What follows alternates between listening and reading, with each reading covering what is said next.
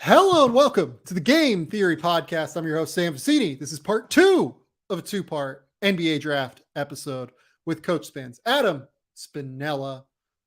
Today, we're going to talk about Bronny James. We're going to talk about Mark Cuban's comments on the NBA draft and its future and how he'd like to see the draft expanded. Then we're going to do a mailbag episode. Spins, we're back again. You got changed after the first part of our 2-part episode tonight. I did not. I continued to wear the same, I don't even know what you call this, sweater, thermal. I don't know. What made you make this adjustment here? Two things. One, I just love screwing with the viewers to make them think that something might be going on here. Like, is this a different day? What's they just bang out podcasts every night? The other thing, I record in my basement here, and we live in a. I've always wondered what this is. Okay, here we go. This is our basement, and it's the bottom of a 3-story house. So in the summertime, air conditioning has to be on pretty consistently throughout the day in order to heat that top floor, which means when the sun sets down here, it gets kind of chilly. So recording this, just before 11 o'clock p.m. My time here in the East Coast, figured, if we're going to go into the wee hours of the night, I might as well make sure that I am covered enough to not have any goosebumps while recording. Kayla is going to just fucking murder me. She's going to send me a knife in the mail over to Australia and be like, if you come to the United States, this is what is waiting for you for keeping Adam awake until 12 o'clock some night. She's reading the book. She is as happy as a clam right now, I guarantee. Oh, what is Kayla reading right now? Some trashy romance novel that I'll never understand. Oh man, I'm up to 25 books this year. I'm pretty excited. There you go. I'm reading This Will Not Pass, which is the book by Jonathan Martin and Alex Burns right now on the end of the Trump presidency and the beginning of the Biden presidency. So that's where I'm at the moment. But you didn't come here for book recommendations. We will do movie recommendations at the end of the episode because holy shit, if you have not seen Orphan First Kill yet, that is a wild ride. But we're going to talk about Bronny James to start here because I think that Bronny is in the midst of one of the most interesting recruitments that I can remember in kind of a number of ways. First and foremost, I think he's good. I think that he is an underrated player based off of where he is ranked via recruiting services. The reason that this is coming up with Bronny right now is that he was seen at the Ohio State Notre Dame game on the sidelines with LeBron last weekend, not the weekend that we were recording. And then some photos on, I believe, his Instagram and, on Twitter pages and everything surfaced of him wearing an Ohio State jersey. It's clear that Ohio State rolled out the red carpet a little bit. And, I don't know. I don't know what happened in terms of official visit, unofficial visit. I don't know. You know what I mean? I just know that there are photos circulating of Bronny James wearing an Ohio State jersey. And it seems like, obviously he was on campus. We know that he was on campus because we've seen photos of him on campus. So that is why his recruitment has turned into a headline generator this week. But throughout the course of this recruitment, it's been a headline generator. And I have some thoughts on this, but I do want to talk about Bronny's game in general first, because as I said, I started with this salvo that I think he is a really underrated prospect in this class. I think that the name LeBron James Jr. Has in many ways clouded what he has developed into as a real prospect. And I think that there is this tendency right now to kind of underplay how good he is because of what his last name is, as if it's somehow nepotistic. And look, he's the son of a billionaire, right? And he's the son of the best basketball player maybe that has ever played basketball. So of course those vibes are going to be out there for people. But I think that it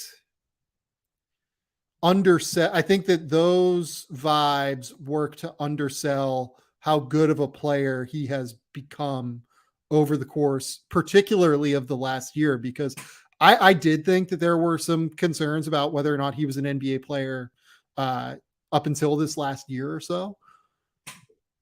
I think he's pretty good. Like I feel pretty good about him playing in the NBA now. I'm not saying that like he's like a surefire starting caliber NBA player long term, anything like that. But like I think he is like a real NBA prospect. So Adam, I'll give you the floor. What do you think of Bronny James's game before we get into like all of the recruitment and everything that's kind of happening here?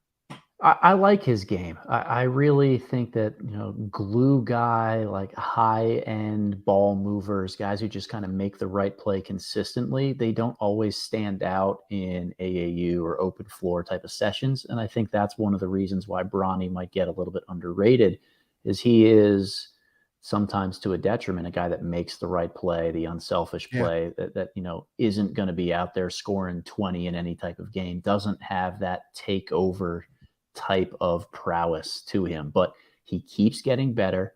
A really, really good athlete, and that's always Yeah. the place. Super athlete. Really good athlete, and that's always the place where I start with guys is to see what type of athlete are you, because that colors the picture of what their NBA role is going to be. Are they going to be able to thrive based on their athleticism, or do they have to be so skilled and constantly trying to make up for a lack of athleticism? And he checks every box that you would look for on that end. Some really fantastic dunks. Just seems to float in the air in some regard. Can use both hands. I like his game in that regard. I'm intrigued to see a little bit more, but I don't think that he is a play with the ball in his hands number one type of option. He's a lot more of a second, third option. Really good guard in a consistent rotation of guys who do other things well. And that's where he impacts winning at its best level. Yeah, I think that that's a good way to put it. I think Bronny James will impact winning. And from a skill perspective, he's a terrific passer. He processes the game at a very high level. Like he processes the game at the level that you would expect to see from LeBron James's child. Like LeBron James is one of the smartest basketball players of all time. I don't know if Bronny is that, but he's really, really smart. And he processes the game very quickly on the court. He's a very good kick out passer. He's a very good quick read passer, just in terms of like keeping the ball moving, playing unselfishly. He can make catch and shoot jumpers now. He can drive, obviously, like in a straight line as well, because he's a combo guard. Like he grew up not being 6'3". He's like 6'3" ish now, I would say. But he grew up being like a little bit shorter and had to develop like some point guard skills. But he can drive in a straight line now and get to the basket because he is as athletic as Spin said. I don't love him as like a pull-up shooter, but I like him as a catch and shoot guy quite a bit. Like I think he will knock those down. He has good shot prep, good mechanics. He's a good defender. He's an effort-based defender. He bothers guys on the ball. He's smart off the ball with some of his rotations. The problem is he's not enormous. Like you would love to see this guy be like 6'5" or 6'6", right? He's 6'3", and that's going to be an issue for him moving forward. But here's the thing. All of those things that I just said, they're going to make him a really effective freshman college basketball player if he chooses to go the collegiate route. And some of the players that are ranked above him now, I don't really see that for. And some of the players that are ranked above him, I think their games don't quite translate to the NBA in terms of playing off the ball in the way that Bronny's, I think, has potential to, at the very least. I actually think Bronny is quite good. Like all of this says to me that like this guy should be like a 5-star prospect, I think, at the end of the day. Like I think that I know he's not exceptional on the ball, but I think that oftentimes a lot of recruits are overrated based off of their ability to play on the ball, despite lacking skill level that is going to allow them to scale as they move up levels where they're not going to have the ball in their hands as much as they will. Bronny's going to be great without the ball, I think. And he can do a little bit on the ball as a combo guard. Like, he's not useless on the ball at all. Like, because of his passing ability, because of his driving ability, his athleticism.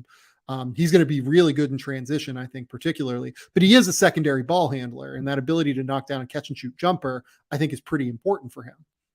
Well, 6'3", as you said, is a tough height to be more of a secondary guy, the higher of a level you go. Right. But in a college system where he can play alongside different combo guards that are, again, they're the primary, he's the secondary who just makes good reads and plays defense, knocks down catch and shoot jumpers, it's a perfect role for him. Right. So here's what's a little bit weird to me, given all of this, right?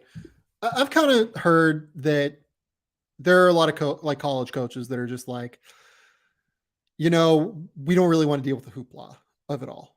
We don't really want to deal with like just having this guy come in and like take over our game. All I've been told about Bronny is that he's like a terrific kid by all stretches. Like, he plays an unselfish brand of basketball. Like, he's not going to come in and be like, I want 30 minutes. I want the ball in my hands the whole game. Like, from what I gather, there's none of that. Like, but there is going to be a real aspect of typically college basketball. You don't end up on first take until March, right? But if you have Bronny as a recruit on your team and you're in college, the freshman year, like, you're probably going to have first take segments about Bronny. And that's going to be a little bit weird, I think. And I think a lot of coaches kind of want to avoid that. I think that's a mistake. And even if we think Bronny is going to be a one and done because LeBron wants to play with Bronny in the NBA, and it seems like there is some, it seems like, maybe they might try and get him to the NBA as quickly as they can. I think that he still will provide value for you as a year one player in college basketball and is worth taking. Like, right now, I think based off of 24/7, I think he only has like 3 offers. Like, the 24/7 says Ohio State, USC, Memphis are the offers he has right now. I'll look at verbal commits in a second and see if that lines up with them as well. But like, I think that teams should actually try and recruit him. If he's serious about this. And like, here's the other thing too. Like, if he does want to be, like, if he wants to go through the college process and like be recruited, especially now that NIL is like a thing, because obviously like Bronny prior to NIL realistically probably could not go the college route just from a financial perspective. Like, he was missing out on too much money from an advertisement perspective, from an endorsement perspective, because the social media following is just absolutely astronomically enormous, right? I think that if he's willing to play college basketball now, teams should really like strongly consider this. He's going to be valuable to you in year one, is what I think. And if I was a team that needed a guard, I would do this. Like, I would, if I needed a good secondary guard, I think he'll be valuable to you year one. And I know that like there's the hoopla aspect of it, and like you're going to have to deal with that. But I think it's worth dealing with. Like, I think he's good enough to make that worthwhile, even if he's only there for 1 year. It's definitely a risk reward scenario that, coaches got to go through, because you're going to be under a microscope in different ways when you're coaching Bronny. I think that any coach should be singularly focused on trying to win games. And the great part about Bronny as a person is that he's grown up under a microscope. He has grown up in these types of circumstances. You don't throw him into college as an 18-year-old, and this is his first time trying to figure out how to deal with the media following him around, having a huge, following, being the big man on campus that everybody has high expectations for. He's dealt with this his entire life. So to me, there's less of a risk because the certainty of the person that comes into your basketball program. Now, you've got to do things around the rest of the team in different areas. And I get some of the smaller complaints that you have, but I'm inclined to agree with you. You take the person and you take the player first and foremost that you believe is going to help you win games, and that is going to be a valuable part of the culture and what you're really building. I think Bronny is definitely good enough as a player, and in the right fit, the right system where he's surrounded by different guys and isn't asked to do too much. It's definitely something that I would do. Yeah, I agree. Look, I don't know. I don't know if he's going to end up at Ohio State. I don't know. Um, I have no inside information on Bronny's recruitment. I just think that coaches should recruit him at the end of the day. Is what it comes down to. Because like, it's got to be weird on some level, like for like the kid, the parents, and like, look, like again, LeBron James is a billionaire. Like LeBron James's wife Savannah and Bronny, like they're coming from such an advantageous position that so many prospects are not coming from, and it's worth keeping that in mind. But like, it is also worth keeping in mind, like this is a teenager, and he's a young teenager for his class. By the way, that's another reason to kind of bet on the upside. Like he's very young for the class. Um, it's got to be weird on some level. Like you have this kid that's very talented, and it feels like college coaches are kind of backing off of it, even though he's like not like a selfish player, not like gonna like you're gonna be able to fit him into your scheme pretty easily. But it's just got like I empathize a little bit, I guess, with Bronny. Like I would want, like I feel like I would want to be recruited if I was Bronny, but it feels like that isn't happening as much as like his talent would dictate. And like I empathize with like if he's disappointed about that at all, which I don't know, maybe he's not. Maybe like maybe they just go with the ignite, right? Like I feel like that ends up still being like a very real potential outcome here. Um, but like I empathize with like his parents as well. Like, this whole thing seems so weird. It's such a strange recruitment in so many ways. It's such a high profile recruitment. And I also recognize that I think his talent is a little bit better than what other people recognize, I guess. It's very fascinating and very odd to construct all of this, don't you think? It definitely is. And look, I try to be a little bit more of a glass half full kind of guy. So when college coaches may be a little worried about, the media attention and the buzz that would come with coaching a guy like Bronny, I view it as an opportunity to use on the recruiting trail in years in the future. Hey, LeBron James, one of the smartest and greatest basketball players ever to live, chose us to be the staff, the school, to really Yeah. entrust his son's development for a year. That means a lot in terms of what we're able to accomplish and the work that we do here on a daily basis. So the coaching side of me is seeing this as a great opportunity where everybody should love to have that type of endorsement, but there is going to be not necessarily baggage, but just different circumstances that come along with having anybody like this on your team.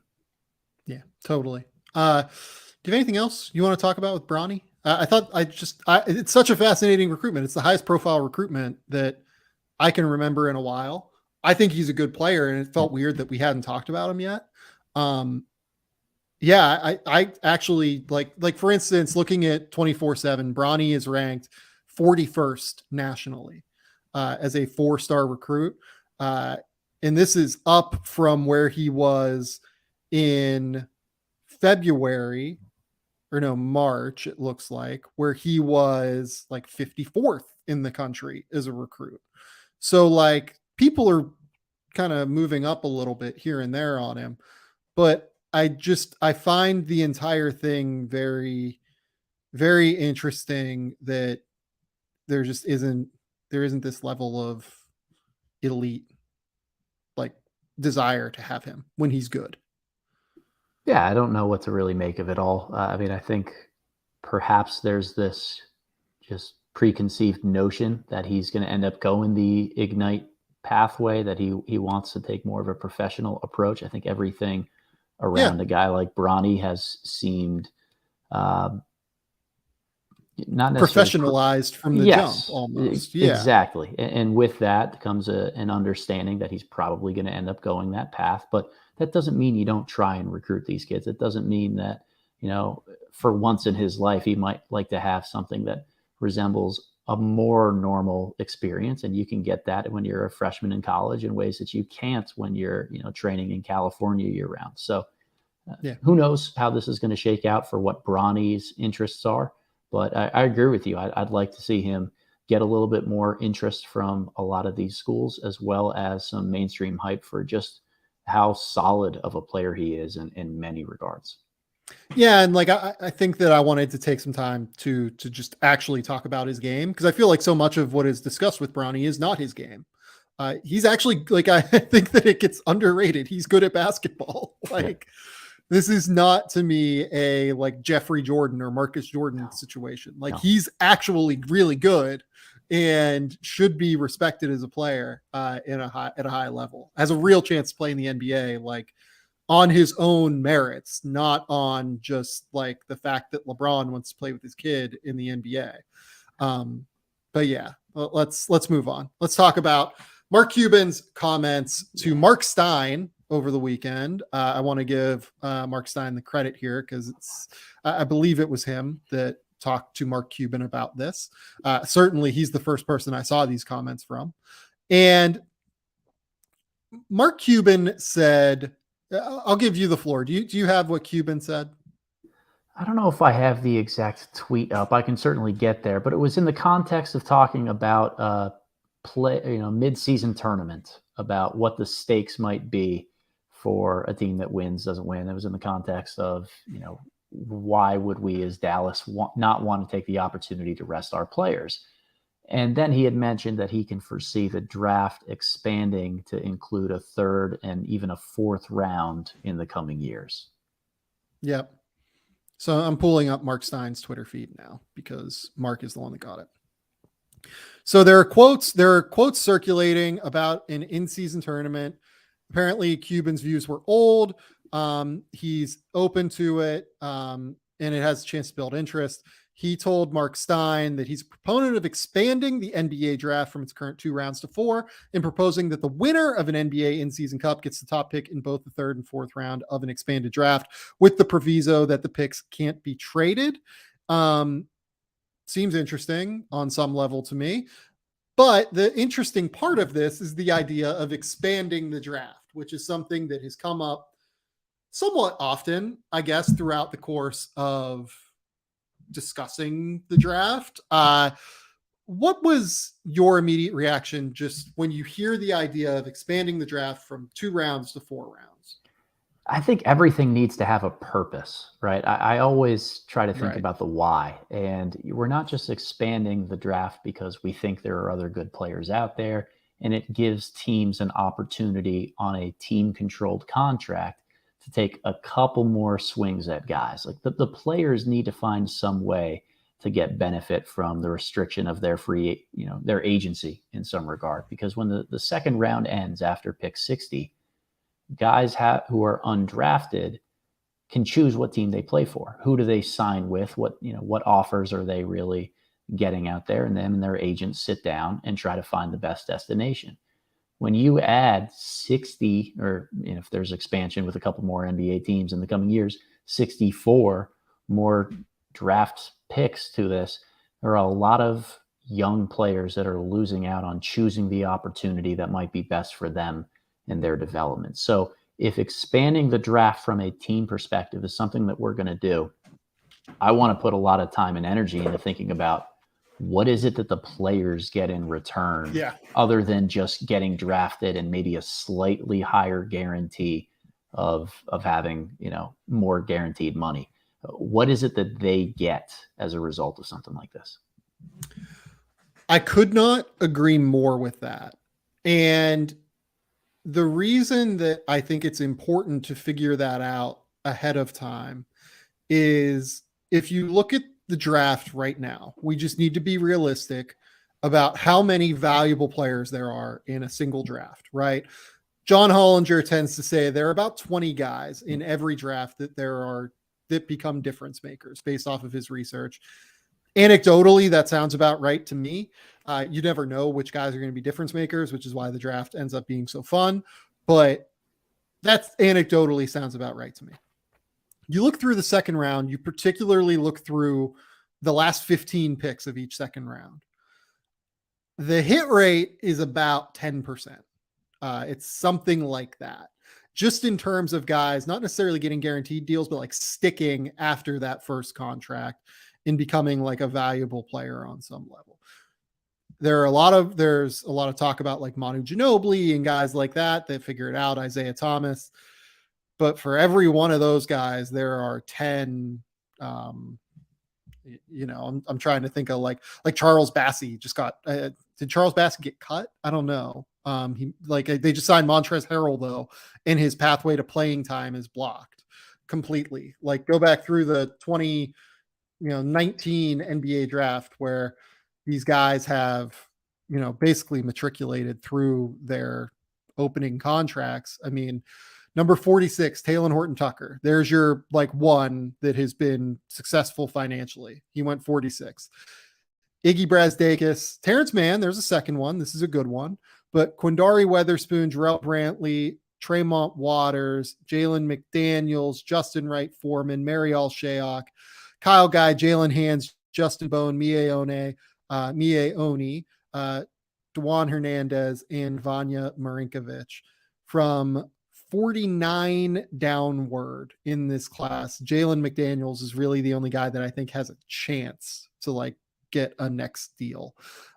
In 2018, DeAnthony Melton went 46th. Great. He's going to get a few more contracts. Svi Mikhailuk is like a borderline NBA player. Keita Bates-Diop, borderline player. Chemezi Metu, like maybe figured it out and maybe sticks at some point. He played okay late last year, but 50 on downward. Alize Johnson, Tony Carr, Vince Edwards, Devin Hall, Shake Milton, Arnoldus Kolboka, Ray Spalding, Kevin Hervey, Thomas Welsh, George King, Kostas Antetokounmpo. Again, that's really only one guy from 50 on downward, and Shake Milton that really has a chance to stick now beyond that next deal. We can go back further. Let's go to 50 on downward, right? Matthias Lasorte, Monte Morris, there's your one from 2017. Edmund Sumner, Kadeem Allen, Alec Peters, Nigel Williams-Goss, Jabari Bird, Sasha Vezenkov, Ognan Yaramaz, Jerron Blossomgame, Alpha Kaba. Sasha Vezenkov, frankly, is the guy that might have the best chance to stick. Hasn't played in the NBA yet, maybe never will, but like very good player at the very least. But you see, right, like we're talking about like 1 in 10, basically, when you get from 50 on downward in terms of guys that stick in the NBA beyond a first contract. And that has to be considered when talking about expanding into drafts 3 and 4. And what would the end result be if we don't change any of the factors right now that are contextual about the draft, right? If we change nothing systematically within the draft, what would end up happening is there would just be a ton of stash picks, because at the end of the day, agents are not all that interested in sending their guys to the G League because they can get better deals overseas. Like, would you rather make $100,000 or $75,000 American to play in Australia, or would you rather make $35,000 to play in the G League as a stash player, which is about what it would be? I know what the answer is. For me, I would rather make more money. It's tricky. Like, it's a really, really tricky process if they don't do anything systemically to change the way that things go. If you do want to do this in terms of expanding the draft, the critical part of this is not only making it so that the G League has a single affiliate for every team and making a true minor league system, you also need to pay the players more. You need to expand the money that you're giving to minor league players. And there isn't a whole lot of interest in that from what I gather. Like if I told Mark Cuban, like, okay, if you're going to do this, if we're going to expand the draft and your idea is going to go into play, it's going to cost you, $50,000 more per player on your roster. So 15 times 12 or 50 times 12 is $600,000 a year. So is Mark Cuban still interested if he has to pay $600,000 more per year? I'm in favor of expanding salaries for G League players. Like, I think that is something that unequivocally should happen regardless. But being realistic, like, is this something the owners are going to agree to, is my point here. Given that there are some owners that don't even want a G League team, I have some skepticism on whether or not owners will agree to expanding this in the way that I think they would need to in order to expand the draft and make it a worthwhile endeavor for anybody. Right. Right. And you also have to think about, G League Ignite, about, if a team like Mexico City is going to stay where, non-affiliate teams are in there. I know they've had G League Select programs before. Those come out of the collective salary here. Let's also bring up, the NBA is currently 30 teams. I think it's no secret that there's a potential for expansion in the future with Seattle, with Las Vegas, with getting up to 32. That eats into revenue sharing numbers for everybody. Everyone gets a little bit smaller of a slice of the pie. So you've got to be really secure financially and feel like this is the right move to make. I wouldn't be shocked if it comes up in a collective bargaining discussion about, hey, are we trying to expand the draft? Do we want to have greater control and pay for G League players and have that be a true minor league affiliate system? Given how baseball has trended over the last couple of years, I'm sure that conversation needs to be happening from a players union standpoint. But who wants to give up the money that they currently have? Players that are in the NBA, in the players union, need to be somewhat defensive of trying to keep that smaller so that each player gets a larger slice of whatever they collectively bargain. Same thing goes for the owners. It's really hard to entice people to willingly, not necessarily take less money, but allow more people in to potentially take a piece of that pie. There are a lot of financial and collectively bargained obstacles to making that really happen. But no doubt, first and foremost, it has to be G League expansion and raising salaries. You can't have more draft rounds without really having that. Yeah, I'm really glad you brought up the idea of the collective bargaining aspect of this, particularly in regard to who would go to bat for this, right?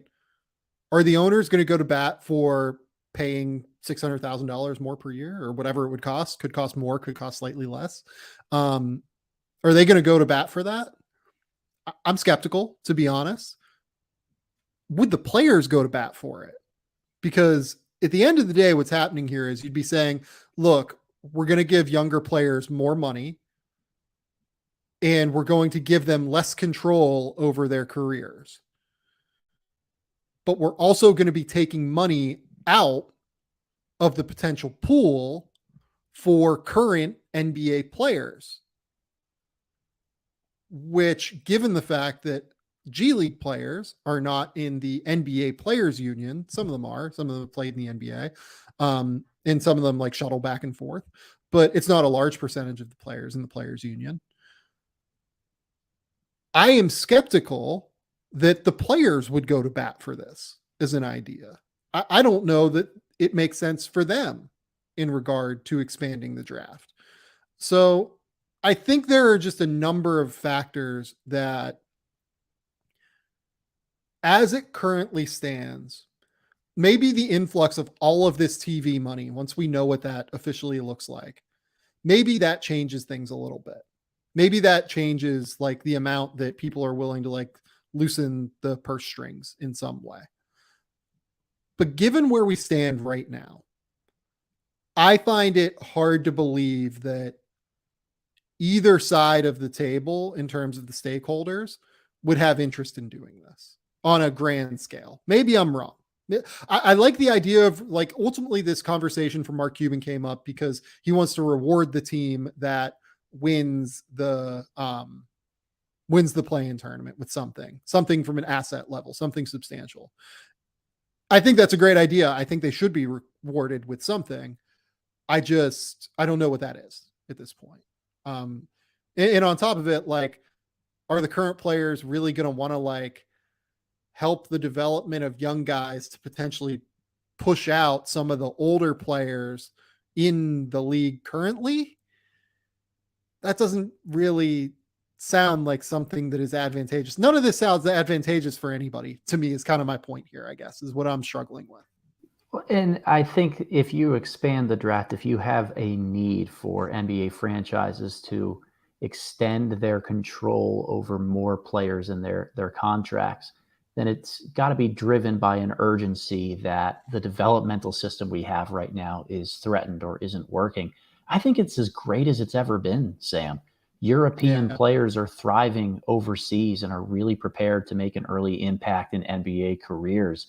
The proliferation of G League Ignite and overtime elite type of programs are providing players different alternative pathways to choose really what's best for them and still be able to be seen and scouted thoroughly on an NBA level. The league isn't desperate for a type of reform in a way that would make the G League be the sensible alternative to just take all of this development under its umbrella. Baseball has different challenges. That's why the minor leagues have always been so large, having AAA, AA, single A. They need that development opportunity because it's not coming elsewhere. Basketball doesn't have the same problem. And because of that, I have a really hard time envisioning owners or players saying, you know what, there's enough of a threat out there that we need to address this issue, and the draft is the right way to do so. Yeah. If there aren't any adjustments in that way, look, I'm in favor of expanding the G League, of making it a more realistic financial pathway for players, of doing whatever the league can to pay those guys more. Like, I am so in favor of that. I think it's a fantastic idea. Just from a labor perspective, I think that it makes so much sense to invest more money in that. And I would be in favor of doing that. And if that ends up being the case, great, I'm in. Like, I think that it would be better for the league. I think it'd be better for these lower tier professional players to upper tier European, Australian, etc. players, right? That aren't quite NBA players, but look, I think providing more money for those guys, providing better pathways, I'd be all for it. Period. I just don't know that it makes sense for any of the NBA, for any of the two stakeholders that matter in this, for it to happen.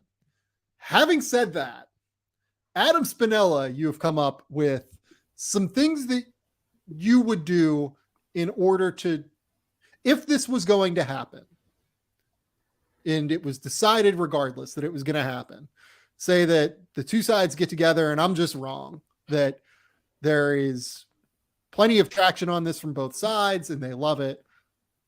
What would you like to see implemented if it was decided that the draft would expand to 3 and 4 rounds? Yeah. So let's just go with 4 really quick kind of bullet points here. Number 1, you definitely mentioned with it's required for every NBA franchise to have a G League affiliate and to fund it a little bit better and more properly. That you can't have a system where you're stockpiling this many young players year after year with extra rounds of the draft without treating them fairly and having a place to put them and develop them. The second thing for me is increasing the protections for second round draft picks to differentiate the value between what they might be given as opposed to, third or fourth round guys. So if maybe you limit two-way signings to multi-year deals for guys who are second round picks, so that if they end up getting taken in that round, it is now a 2-year contract where they're on a 2-way automatically, something like that. Maybe more money, more guaranteed things that trigger. People smarter than me might be able to figure that one out. That the 2-year 2-way is a bad idea. I will say that, because there's no guarantee on 2-ways for the most part. It would have to be just guaranteed contracts. Sure. Or like you would come up maybe with like a lower minimum for second round picks, where it's like, if you sign as a second round pick, you're guaranteed $700,000 instead of like the $950 that you're currently guaranteed as. So, or like if you're picked after 45, you're guaranteed that, something like that. But yes, the general premise of this, good. That's why you're here, right? Smarter people than me, like I said, who need to be able to figure out a lot of these things. Part 3 of this is adding additional two-way contracts. That the value of an NBA team is having the flexibility to bring the guys who earned their way through performing well in the G League up onto an NBA roster for some sort of a tryout period. That the flexibility actually benefits the players to go back and forth. And while you might think it's just advantageous for the franchise to choose, well, okay, our big men are hurt. We've got 4 two-way spots. We always use one of them for a big guy. Let's pull him up for this series of games. That helps the NBA team, but it helps to have more NBA exposure for these guys. Yep. And the last one for me, and this is something that I picked up on from Cuban, and I think is on the right frame of mind here, is to not be able to use these as trade assets pre-draft or in any type of trade that would have to do with a player under a standard NBA contract. But I think right now, we're already in a spot where trading of future draft picks and all the protections and things that go on to these complicate matters in trades.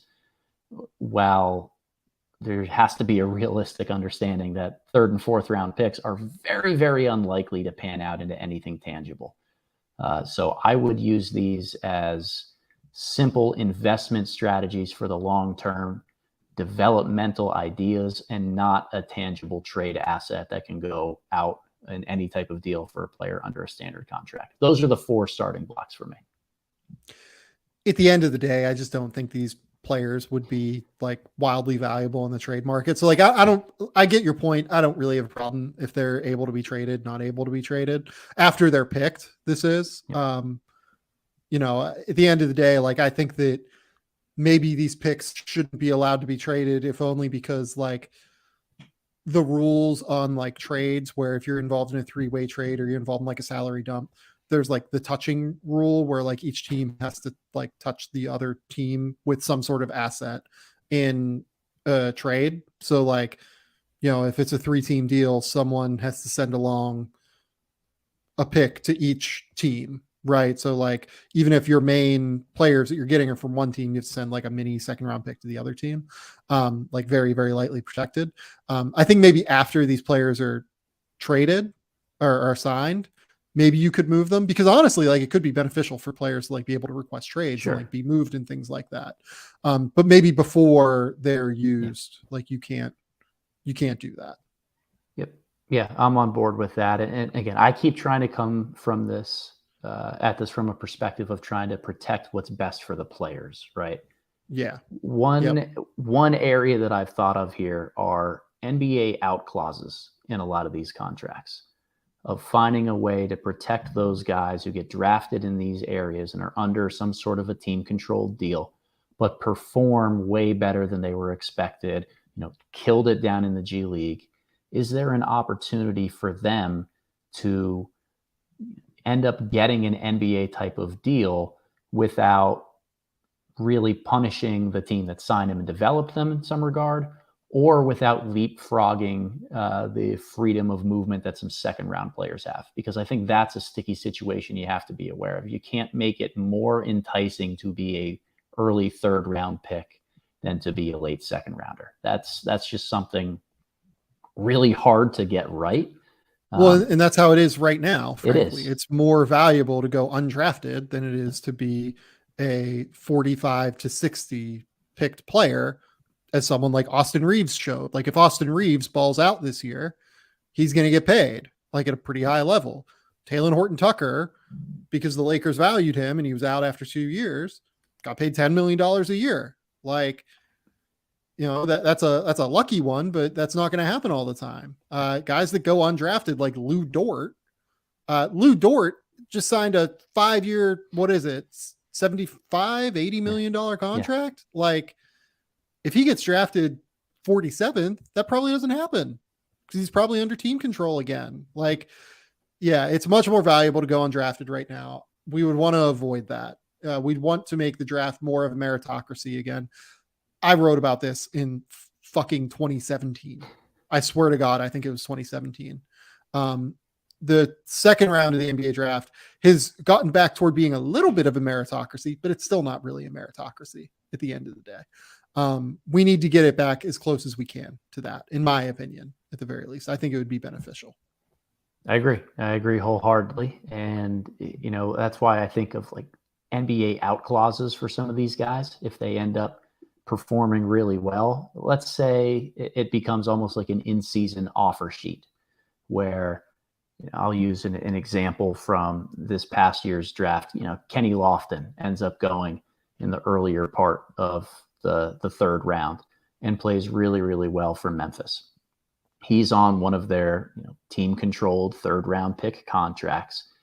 If another NBA team is willing to offer him a multi-year deal and the equivalent of a veteran minimum salary, let's just set it at that level, then he shouldn't be punished for having performed really early on, and they might be able to poach him away. Now, the cost of doing so and signing him to that offer sheet would then be that team's future third round selection. So it'd have to be more like it'd have to be a second or something. It'd have to be higher than that. Yeah. Okay. But so I understand your point. Yeah, it's a second rounder. It's a future draft asset that in order to say, you know what, I'm going to forego a future pick to take this third rounder or fourth rounder that I believe has panned out now. And it's an offer sheet. So Memphis in this situation would have the chance to match that deal, create some sort of a roster space, and be able to keep Lofton if that was what the demand for him was. You shouldn't be able to do this mid-season. Maybe it'd be the end of every season. Okay. But I don't mind this. I think it's an interesting look. Let me be clear. NBA teams would never go for this. Right. No doubt. Tell you that now. This is a major player protection thing that no team would want. Yeah. But I love the idea. I think it's a great idea. Interesting. It's an interesting strategy. Yeah. It'd be like an offer sheet. It'd be like a restricted free agency offer sheet, basically. You make them all restricted free agents. So right. Yeah, I love it. I'm in. And to me, I think there's value in, maybe it's not something that's fluid throughout the year, but the G League has that annual tournament that they're running in the middle part of their season. If you want to open up something like that for a 10-day period right after that tournament, that would be really fascinating because it happens to coincide a lot with some of the mid-season full guarantee trigger dates that happen with contracts. I think that there might be a level to be able to finagle in that regard. Okay. Let's get into some more mailbag stuff. Yes. I think at the end of the day, look, are we really in favor we're not really in favor of expanding the draft, right? No, I mean, I'd love to put together a top 160 board someday and have it actually be taken seriously because it all might matter. But no, like it's not good for anybody. Let's keep things the way that they are right now until a need actually shows itself to address this issue. Yeah, I think that's where I sit on this as well. I don't see the need for it at this point. I like the idea, like, if you win the in-season tournament, like I would go even a step farther than Cuban. I would say like you get the top of the second round, like of the draft, like that seems like a real benefit. But the problem is there, like, I think that like you're just replacing a player then. So like, would the players be happy about that? I don't know. Cause that guy's definitely getting signed, but like if the league really wants to reward a team, I'm good with like a supplemental pick between the first and the second round. I think that like, that totally works for me as a real value add for a team to do that. Agree. Okay. Let's go to the mailbag. We got some good stuff here. From $500,000 for Bale. Would love your take on the everlasting Giannis debate and the internet's obsession with skill. Look. This like Hooper versus like whatever. Giannis is so fucking good at basketball. Are you kidding me? Like, Giannis is so, like, look at Giannis's footwork. It's unbelievably skilled. Look at Giannis's ability to handle the ball at 6'11". Tell me anybody else that could 6'11" that can handle the ball like that other than Kevin Durant. Like, his passing ability is really high level. He makes good passing reads. He is an exceptional processor of basketball. Like, he is a smarter basketball. Like, the guy he's often compared to here is Kyrie Irving, right? Giannis is a smarter basketball player than Kyrie Irving, in my opinion. You watch the way that he rotates defensively. You watch the way that he processes the game around him. You watch the way that he understands. Like, look, Kyrie is a hooper, and I don't mean to take anything away from Kyrie's IQ. I think Kyrie is an incredibly smart basketball player. But Giannis is a different dude. Like, it's crazy to me that we have these conversations. Is Giannis skilled? Giannis is ridiculously skilled. Giannis is one of the most skilled guys in the league. Like, I get that he can't shoot, but there's so much more to basketball than shooting. And like he doesn't like have the ability to, break down a guy off the bounce with like a crossover in between the legs to a hezzy, like into this. He doesn't need it. He's 6'11" with a 7'7" wingspan. He's just blowing by guys. He's stronger than everyone in the league. You know why he doesn't have it? He doesn't need it. It's ridiculous. It's a ridiculous conversation. It's much ado about nothing. And I would be, frankly, like, very interested to see. So Giannis is somewhere around. We talked about this last week, right? Giannis is somewhere right now, if he would retire, ballpark top 30 player of all time. Like, he's gonna end up in the top 10, in my opinion, by the time his career is over. But right now, if he would retire, his 6-year peak is arguably better than like all but like 10 or 12 guys all time. 4 first-team All-NBAs, 2 MVPs, led a team to a title in that run as the best player on the team, finals MVP, had like a 50-point closeout game in the finals. Like, his 6-year peak is better than all but like they're legit, like at most 15, maybe more like 10 guys all time. Right around that ballpark in terms of career value is Kevin Garnett. Something like that. Kevin Garnett's 6-year peak was 4 first-team All-NBA teams, best player on a title team on the Celtics team. Didn't win Finals MVP, won 1 MVP in that time frame. So I would say Giannis's peak is just a little bit better, but it's ballpark, right? Would we be having this conversation about who is a better basketball player, Kevin Garnett or Kyrie Irving? Who is a more skilled basketball player, Kevin Garnett or Kyrie Irving? No, we wouldn't, right? Like, nobody would ever dare bring that up, right? Sam, this is the doldrums of the offseason right here, having all these hooper versus basketball player like, at the end of the day, let's not punish a guy whose athleticism is his best skill and attribute. That doesn't mean that he doesn't have anything else to bring to the table. And too many times we look at guys who are absurd athletes and have all these natural gifts and think that they're successful despite a lack of skill. It is very much not the case. They are successful because they combine skill with their natural tools. Yeah, and I mean, no disrespect at all to JaVale McGee when I say this. Like, JaVale McGee has carved out an awesome career. He's won a title. Like, he was like a top 20 pick in the draft. Has stuck around for like 15 years at this point. He has had a great career. I don't mean this, but like, JaVale McGee is an incredible athlete. He's 7 foot tall, has like a 7'6" wingspan. Not like terribly dissimilar in terms of like explosiveness to Giannis and like all of that stuff, right? Why isn't JaVale McGee Giannis? Because he's not as skilled as Giannis, right? Like, who would have thought it, right? You go back and you watch like early JaVale McGee highlights. JaVale was a freak show athletically. Why is DeAndre Jordan not Giannis? DeAndre Jordan is an absolute freak show athletically, unbelievable explosiveness, power. He doesn't have the skill, doesn't have the coordination.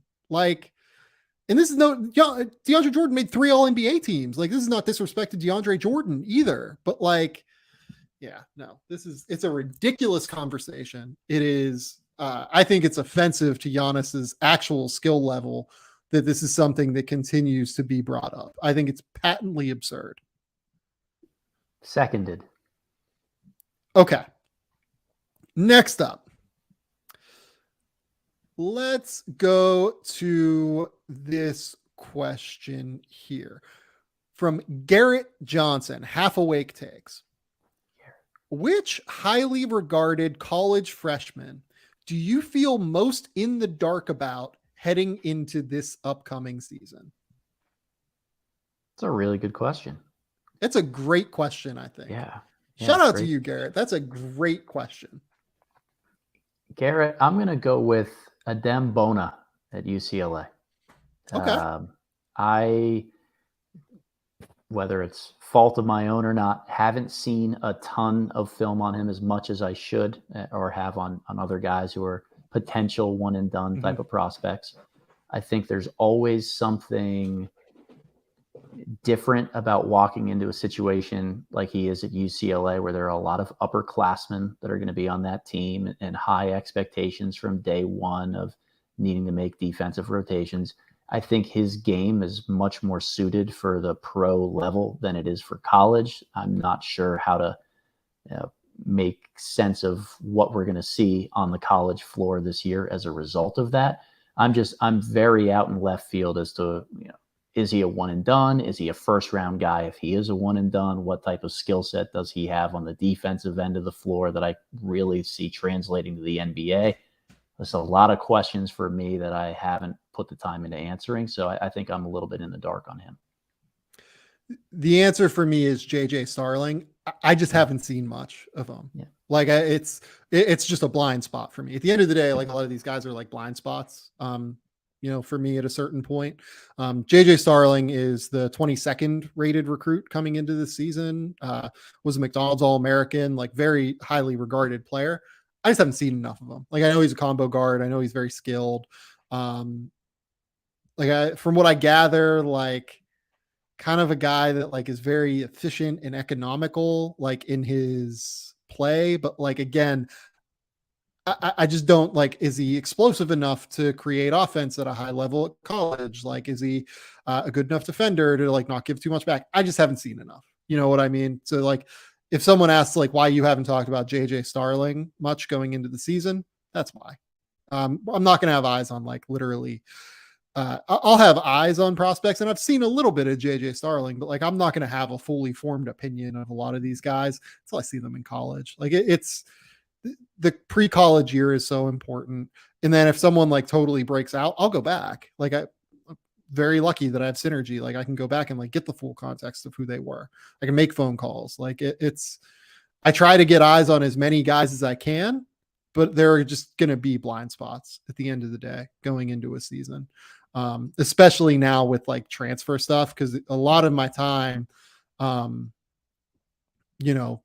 March, sometimes going into April, like during the exhibition circuit, where you have McDonald's, you have Hoop Summit, you have Jordan Brand, you have X, Y, and Z like games.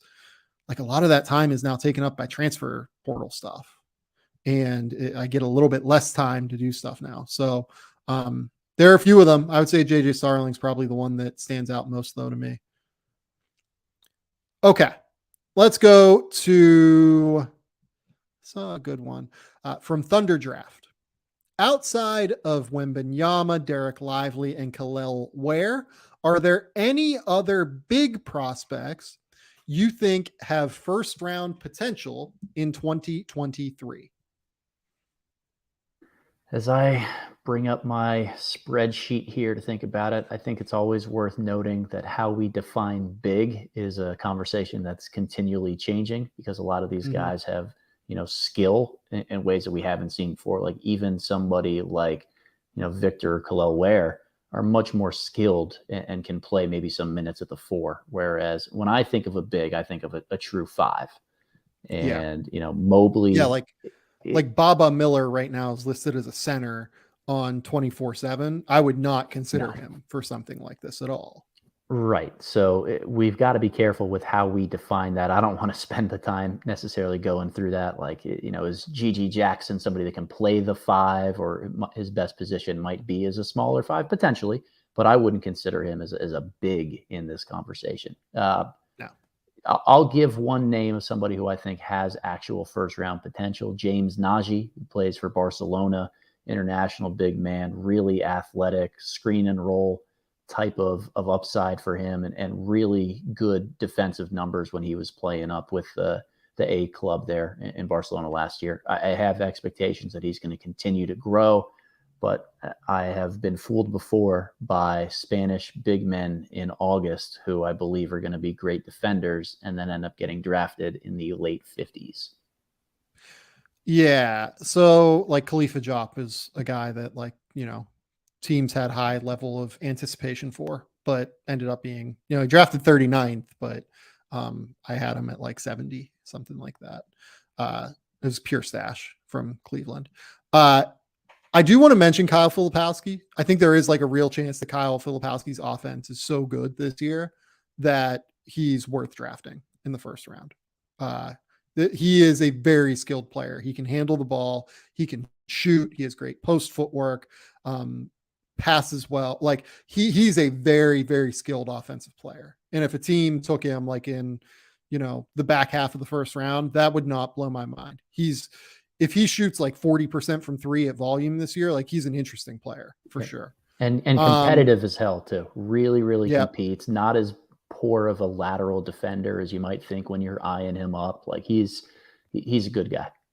Yeah. Bona is one that you brought up. I've heard really good things out of like people that have seen him at, I believe it's called the Student Activity Center now at UCLA, during the off-season runs. I think that is like a pretty interesting response to this. And we just talked about him in Spins' answer to this last question. The last guy I'll bring up, I was never really a big fan of Ariel Hookporty. Prior to him getting to Melbourne United last year. He was really good for Melbourne United last year, like really, really effective in the minutes he played. And he, I believe, is going to be able to play even more minutes this year because I believe that Joe Lual-Chul has departed and gone where is he playing? I'm not sure, but he's not currently signed to Melbourne United at the very least. Ariel Hookporty is a very good rim protector now. Real athlete. He's lost some weight and has gotten into better shape and has some like real bounce as a rim runner.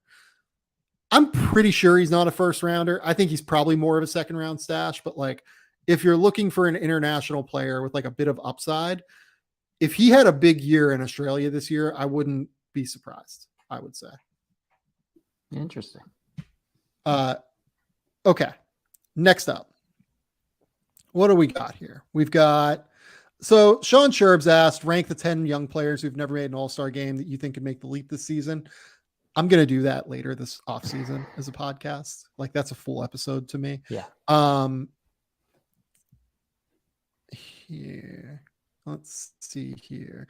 Out of these four moves, this is from Aurier to go, or Aurier needs to go, which I believe is going to be about Serge Aurier.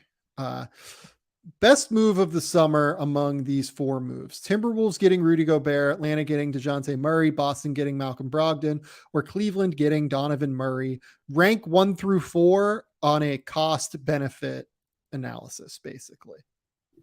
Wow. I haven't done a cost benefit analysis since grad school, so this will be fun. Cleveland won for me. I think the Donovan Mitchell deal was probably the most impactful long-term for the organization. I can see it extending their title window as well as prying it open. 2 for me, Rudy Gobert to Minnesota.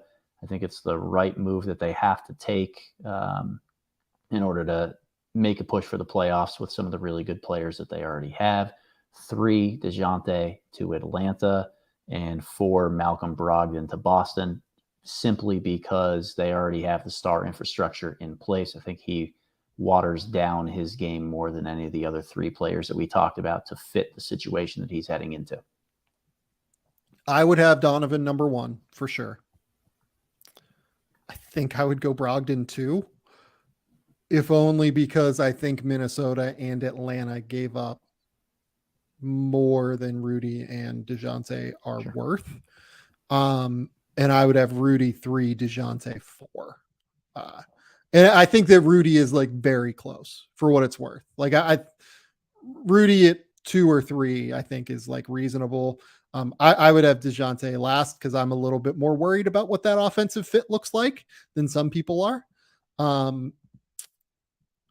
Especially given what the cost was. Like if it was like a first round pick, even like if it was, I remember like before this deal happened a few years ago, I think in the 2020 draft, I said like, I wonder if Atlanta could get DeJounte Murray for the number 6 overall pick, right? Before DeJounte is like real breakout, right? And Atlanta fans were like, no way, like that's a lot for DeJounte Murray. I was like, I don't know, like it's, this isn't a great draft and DeJounte is pretty good. Like it feels like a reasonable outcome for me.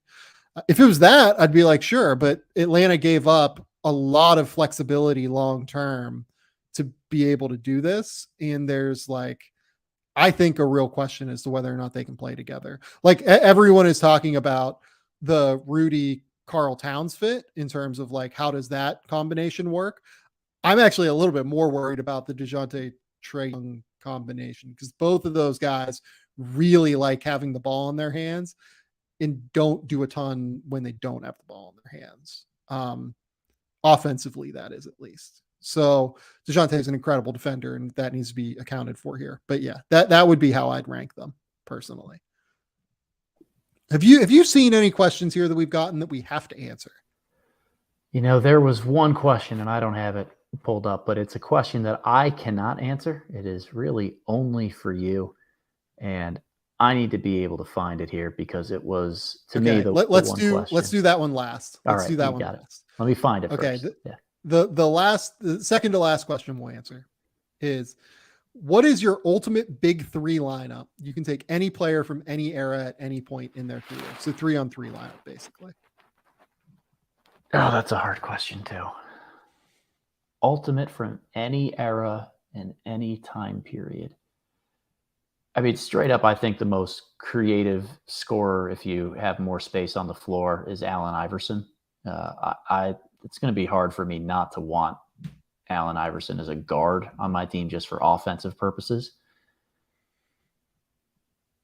Man, that's tough. Because you need a little bit of size with it too. I think I have mine.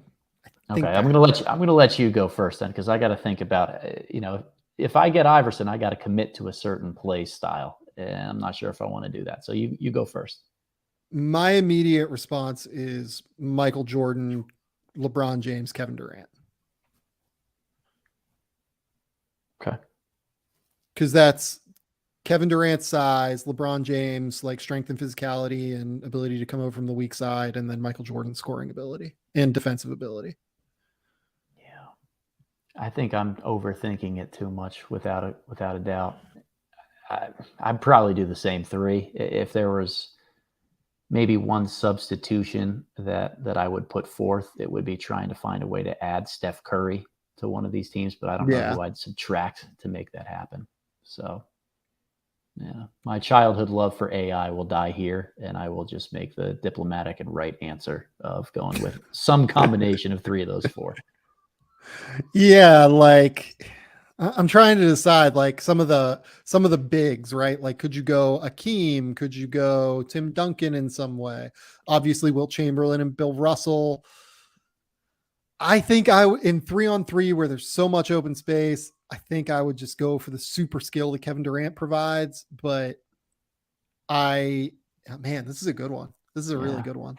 What about LeBron, KD, and Giannis? Just more size, I thought about more length. I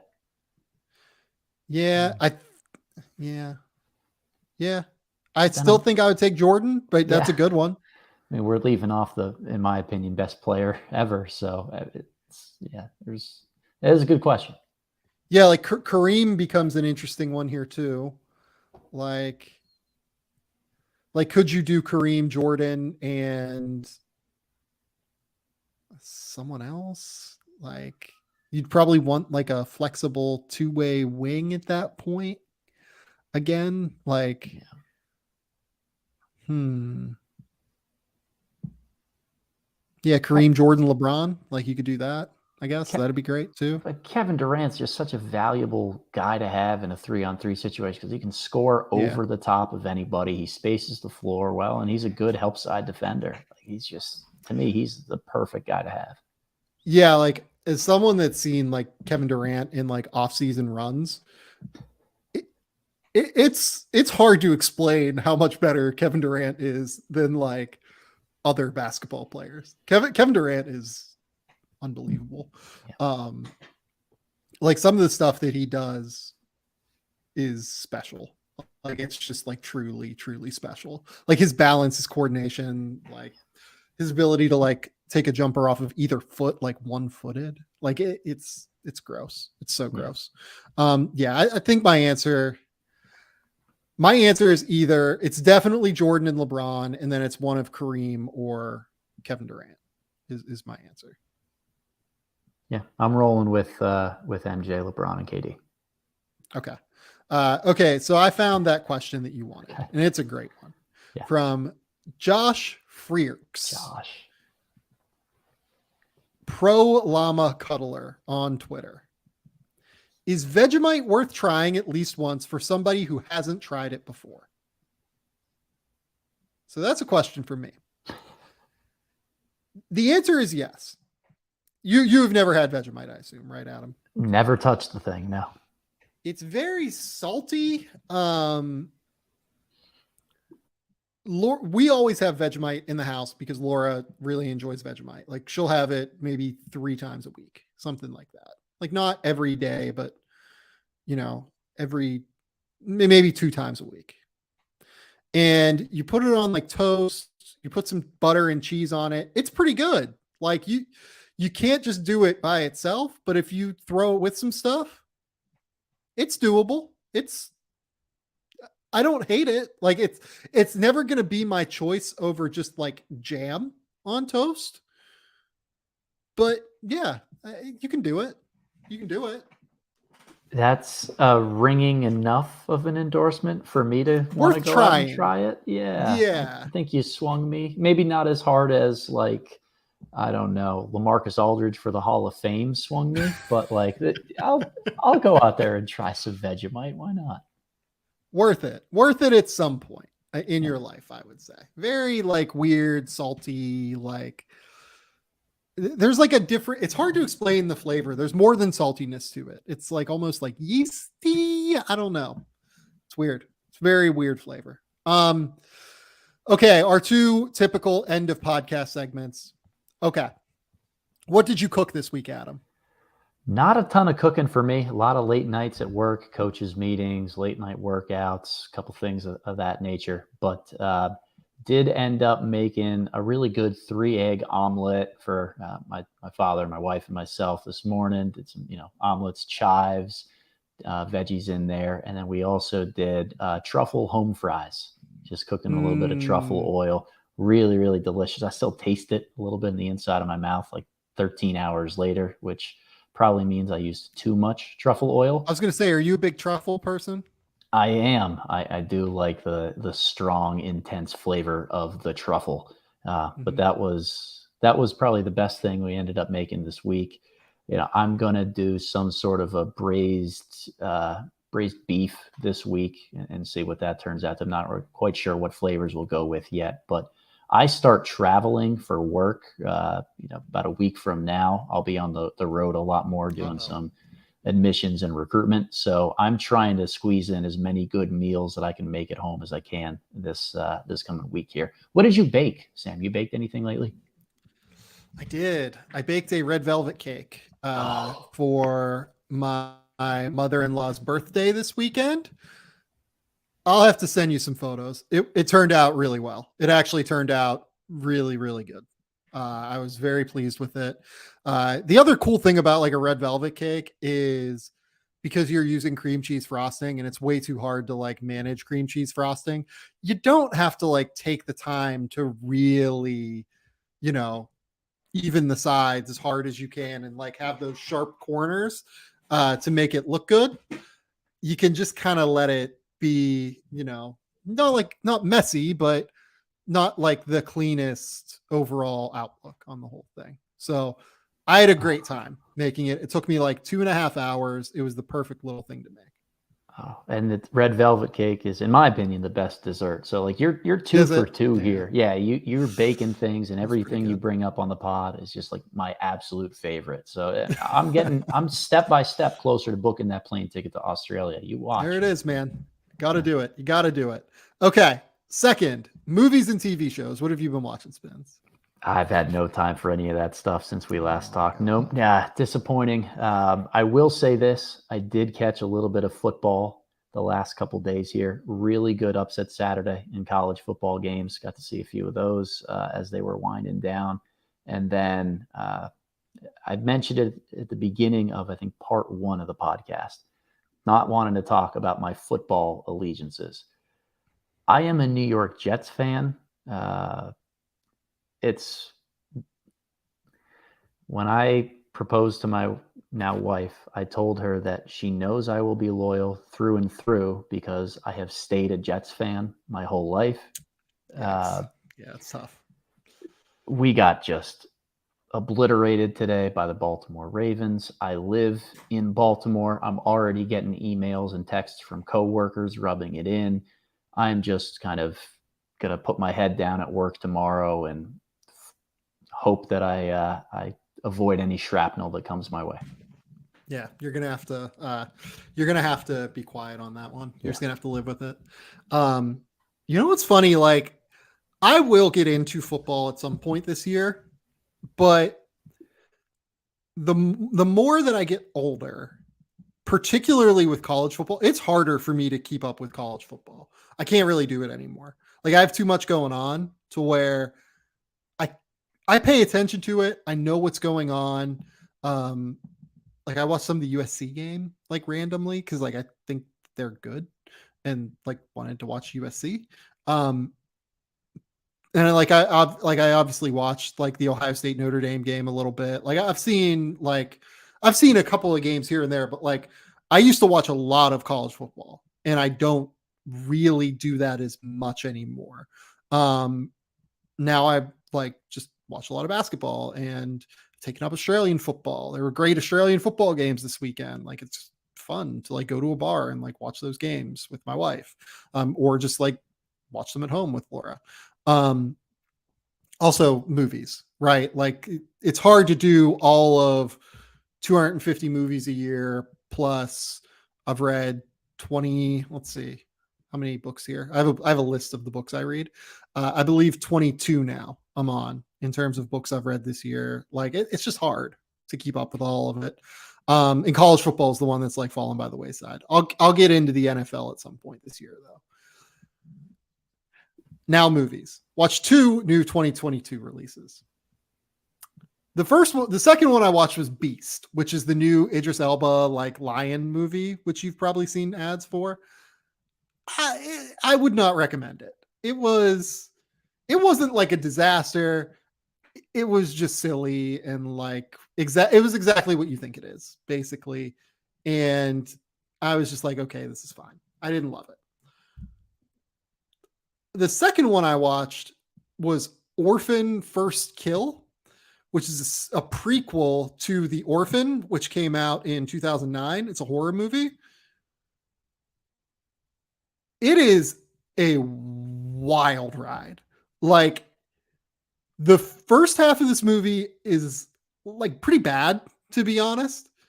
The second half of this movie is like almost perfect, weirdly.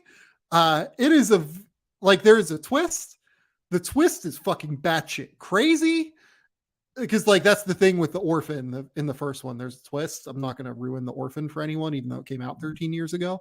There's a big twist that like changes the entire thing. I think that's what the goal of these movies is going to be going forward. Just do this twist, right?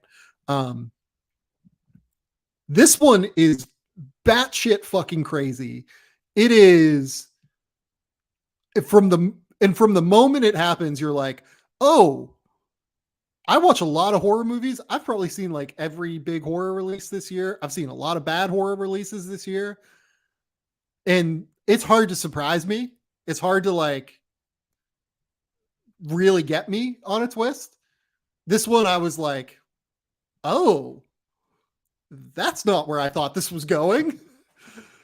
And completely changes the tenor of the movie and makes it like actually really fun and really good. So I would totally recommend Orphan First Kill.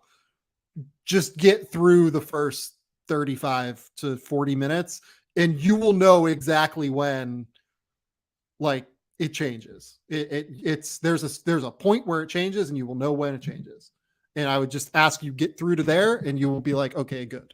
I'm in now. Sam, you have a future in sales in some regard if you ever want it, because you sold the shit out of that movie. It's a wild ride. It's a wild ride. I think I'm pretty bad at sales typically, but this one was a fun one. Spins, that's where we're at. We've podcasted for 2.5 hours tonight. I knew this was going to happen. That's why I did the 2-part episode. Tell the people where they can find your work. Tell the people what's going on. Yeah. Thanks for having me, Sam. Always a blast getting together and doing this. Find me, everybody, at theboxand1_ on Twitter, Adam Spinella on YouTube, or my Substack, theboxand1.substack.com. Going to be going a lot deeper into the Overtime Elite and mega matchup that we talked about on part 1 of the podcast. Actually might be out right around the time that part 2 gets released, with some additional videos coming out throughout the week. And then this is the time of year to really start diving into NBA and college previews. So it might seem a little early or premature in some circles. I know that with the NBA, there's some roster moves that probably likely need to happen between now and the start of the year. But we're going to start diving into that stuff, and really looking forward to meeting with you next week and going over some more awesome draft stuff. So this is going to be a big podcast week for us. Yeah. There will be at least 4 episodes of the Game Theory podcast this week. I know I only did, I think, 1 or 2 last week, but this is going to be we're making up for it this week. There's obviously these 2 episodes that Spins and I did.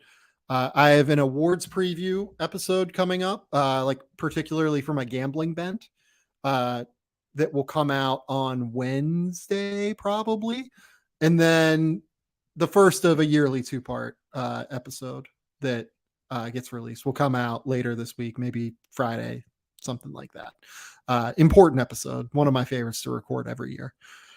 But that'll be it. This is where we're at. Until next time.